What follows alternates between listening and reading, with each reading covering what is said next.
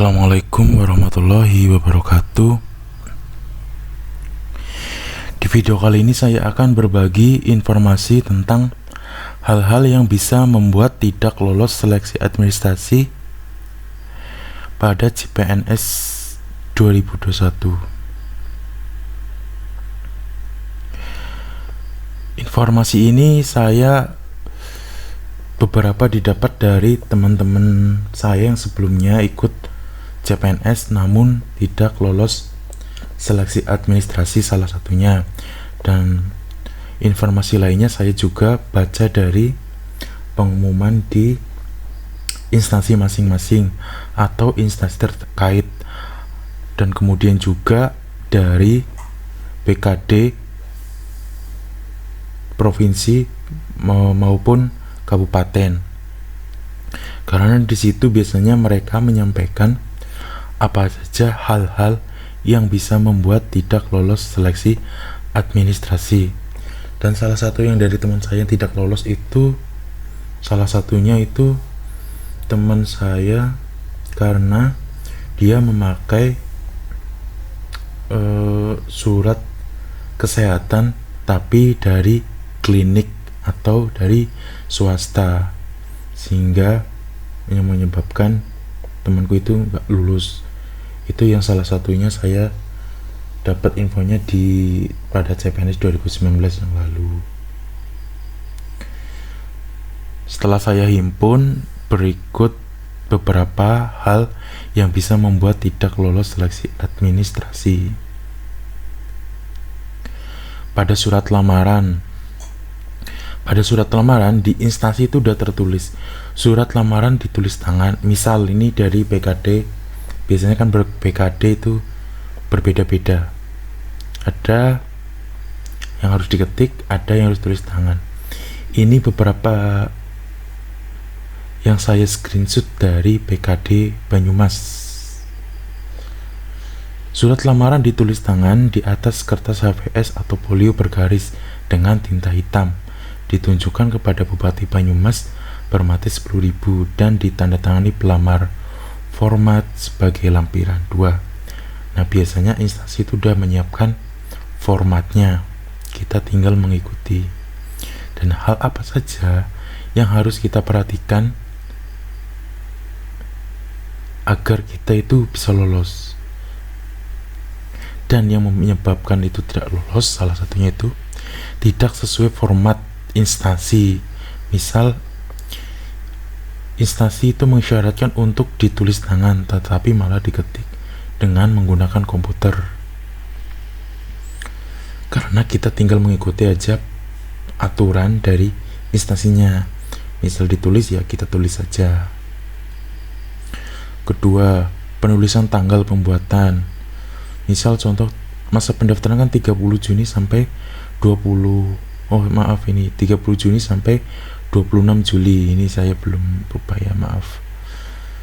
Tetapi malah ditulis tanggal pembuatannya itu sebelum masa pendaftaran itu, misal 2 Mei. Nah, berarti ini kan atas dasar apa lamaran itu dibuat? Berarti malah belum ada pengumuman sudah membuat lamaran, kan lucu. Ini saya juga dapat dari live IG dari BKD Banyumas ya. Selanjutnya yaitu tujuan surat lamaran tidak sesuai instansi. Misal teman-teman melamar di Pemprov Jateng, masuknya di instansi Pemprov Jateng, tapi malah di lamaran tersebut tertulis ke Pemprov Jabal misal atau Pemprov Jatim, jadi alamat udah tidak sesuai. Perihal tidak sesuai, perihal kan misal untuk pelamaran CPNS tapi teman-teman melamar misal untuk hal lain. Materai itu kadaluarsa, bekas atau second atau pernah dipakai. Karena itu ada postingan di Instagram itu dari PKD Jawa Tengah itu ada dia memakai materai 2 kali yang udah pernah dipakai. Nah, itu juga menyebabkan tidak lolos. Itu di Instagramnya BKD Jawa Tengah tertulis di situ. Teman-teman bisa cek atau masuk di BKD Jawa Tengah Instagramnya. Ini adalah contoh format surat lamaran dari instansi Kabupaten Banyumas. Nah, sini teman-teman hanya mengikuti format ini saja, bedanya hanya dengan menggunakan ditulis tangan. Ini kepadanya harus kepada Bupati Banyumas, jangan misal Bupati Kebumen atau Bupati Banjarnegara. Ikuti aja. Nah, ini perihal ini tulis sama. Misalnya pendaftaran calon ASN pemerintah Kabupaten Banyumas formasi tahun 2021. Nah, teman-teman ikuti saja. Jangan diganti-ganti, misal jadi pendaftaran calon TNI, ya itu kan jadi salah nanti karena tidak sesuai tujuannya. Ini nama, tempat, tanggal lahir diisi lengkap, jangan sampai tidak diisi. Dan ini juga jenis formasi, nama jabatan diisi lengkap sesuai jurusan teman-teman. Jangan sampai memaksakan yang tidak sesuai jurusan. Nanti walaupun meski lolos administrasi, biasanya pas pembekasan tidak lolos karena tidak sesuai jurusan. Nah, kemudian di sini ada materai. Nah, di sini teman-teman harus menggunakan materai asli dan materai baru yang belum pernah digunakan. Kemudian jangan lupa ditandatangani nama lengkap.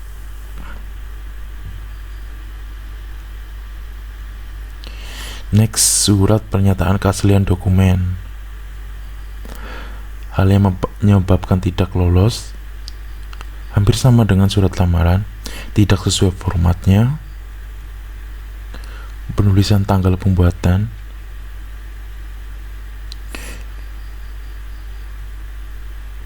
terus materinya itu kadaluarsa atau second atau bekas itu.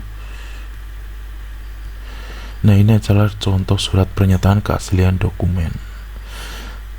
Kalau ini peraturannya adalah diketik, sehingga teman-teman mengikuti aja aturannya untuk diketik, jangan ditulis tangan. Materai, jangan lupa teman-teman tanda tangani nama terang. Dan tanggalnya di sini teman-teman pastikan.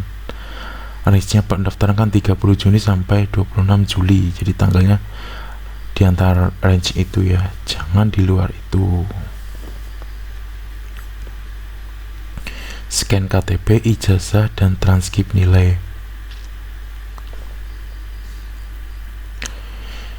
Yang menyebabkan tidak lolos itu scan-nya itu scan fotokopi. Jadi ijazah di fotokopi kemudian di scan, nah itu tidak boleh. Jadi yang harus kita upload itu adalah scan ijazah aslinya, KTP aslinya, transkrip nilai aslinya, dan tidak boleh menggunakan SKL sebagai pengganti ijazah. Jadi harus ijazahnya, gak ada tawar-menawar. Karena dulu saya juga pernah mau mendaftar CPNS pakai SKL, tapi ya tetap aja tidak bisa, tidak lolos akhirnya. Nah, ini adalah saya screenshot dari peraturan di BKD di Banyumas kalau ini. Nah, ini kan tertulis di sini asli ijazah pendidikan akreditasi dan akreditasi. Kemudian di sini juga terus asli scan surat tanda registrasi, ini untuk kesehatan ya. Nah, di sini tertulis asli transkrip nilai akademik. Jadi yang di scan itu asli, bukan fotokopi.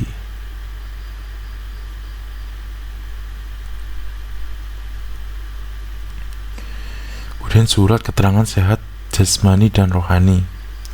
Untuk surat keterangan sehat itu yang diupload pas seleksi administrasi itu tidak semua instansi ya, hanya beberapa, tapi kebanyakan ada.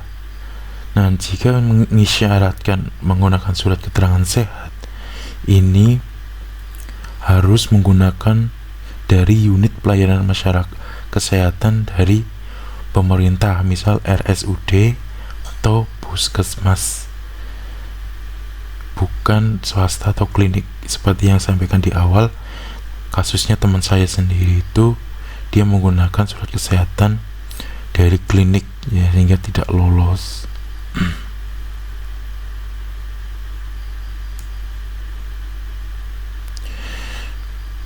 Dan scan itu tidak asli, jadi sama fotokopi di scan itu nggak boleh, lebih harus scan aslinya biar valid gitu.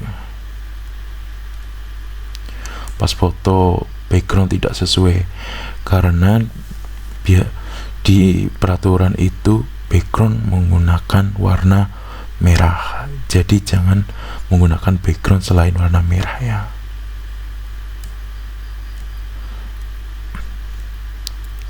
Keterangan: pelamar wajib memperhatikan jenis dan ukuran file masing-masing dokumen yang akan diupload sesuai dengan ketentuan atau petunjuk pada portal SSC ASN.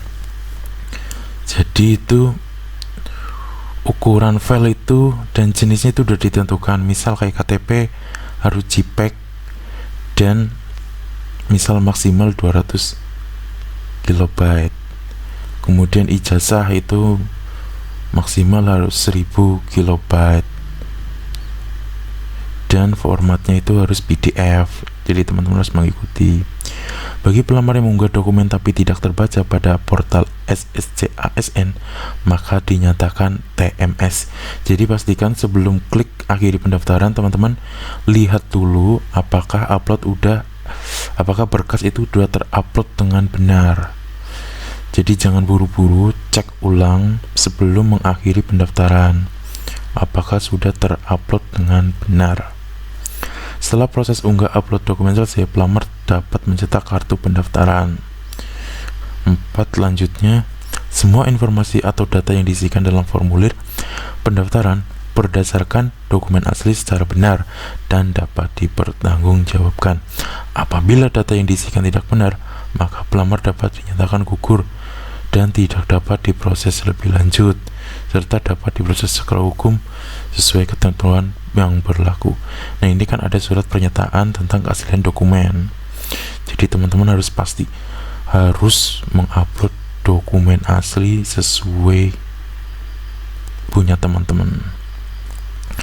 Pelamar dapat mengikuti seleksi selanjutnya apabila dinyatakan lulus seleksi administrasi oleh panitia seleksi daerah. Informasi lengkap dan petunjuk kunjungi website SSC ASN atau instansi masing-masing. Oke, sekian, terima kasih. Semoga video ini bermanfaat. Semoga teman-teman semua bisa sukses dan lulus CPNS 2021. Assalamualaikum warahmatullahi wabarakatuh.